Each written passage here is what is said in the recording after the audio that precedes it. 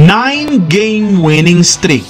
Well, mga ka-One Stories, ito nga ngayon ang record na tinatakbo ng team ng Houston Rockets. As of now, tabla na nga sila sa number 10 na Golden State Warriors sa panalo, at dahil nga may laro bukas ang Warriors kontra sa home team na Miami Heat, napaka-crucial nga ito. Ika nga ng iba, ito na ang decision time kung babagsak sila sa pang-11 o mananatili sa pang-10. Kung sakali man nga pong gawin muli ni Coach Steve Kerr ang kanyang ginawa na pagbibigay namang ng maliit na minuto kay Stephen Curry, malamang sa malamang babagsak talaga sila sa pang-11. Ang tanong, ano nga bang adjustment ang gagawin ngayon ni Coach Steve Kerr? Tara na't alamin natin yan at sundan ang good news ng Los Angeles Lakers kay Dwight Howard. Pero bago yan, please don't forget to hit the notification bell at mag-subscribe sa akin channel. 36 wins, 34 losses. Eto nga po ngayon mga ka-One Stories ang record na hawak ng Warriors sa Western Conference. Dahil nga sa pagkapanalo ng Houston Rockets sa Portland Trail Blazers, dumikit na nga sa 0.5 game ang kanilang record bilang pang-10. Pero mababawi rin naman nga daw at hindi makakalayo ang Warriors kung sakaling manalo sila bukas kontra sa Miami Heat.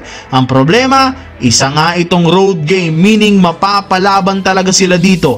Kilala naman natin ang team ni Stephen Curry bilang isa sa mga team na nag-i-struggle sa mga road games. Dagdagan mo pa ng katotohanan na naghahabol na rin naman ang Miami Heat sa playoffs, kaya masasabi nating magiging mainit ang labanang ito. Dagdag pa dyan, kung paiiralin muli ni Coach Steve Kerr ang kanyang game plan na limitahan ang minuto ni Stephen Curry, well, alam na natin ang magiging resulta. Ika nga nila, napakadelikado ng pangpwesto ngayon ng Warriors bilang pansampo, dahil kung matatalo sila, maaga nga silang magbabakasyon para paghandaan ng off-season. Kailangan nga pong gumawa ng magandang game plan si Coach Steve Kerr, dahil iba nga ang Miami Heat ngayon sa pangunguna ni Jimmy Butler. Ito nga ang Eastern Conference Champions, kaya asahan na nga nilang gagawa ng paraan si Coach Erik Spoelstra para mapuwersang mapahinto si Stephen Curry. Sa kabilang banda, tungkol naman sa good news ng Lakers kay Dwight Howard.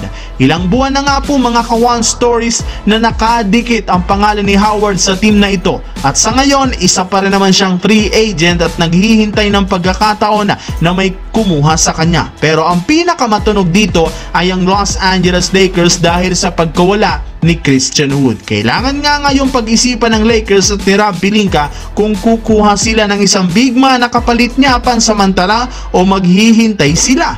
At good news rin naman, dahil ayon nga po sa inilabas na balita, pinag-iisipan na nga po ni Rob Pelinka na bigyan si Dwight Howard ng 10-day contract. Ang problema, kontra nga dito ang ilang mga coaching staff, dahil ayon nga sa kanila, makakasira lamang nga daw ito sa rotation at chemistry ng team.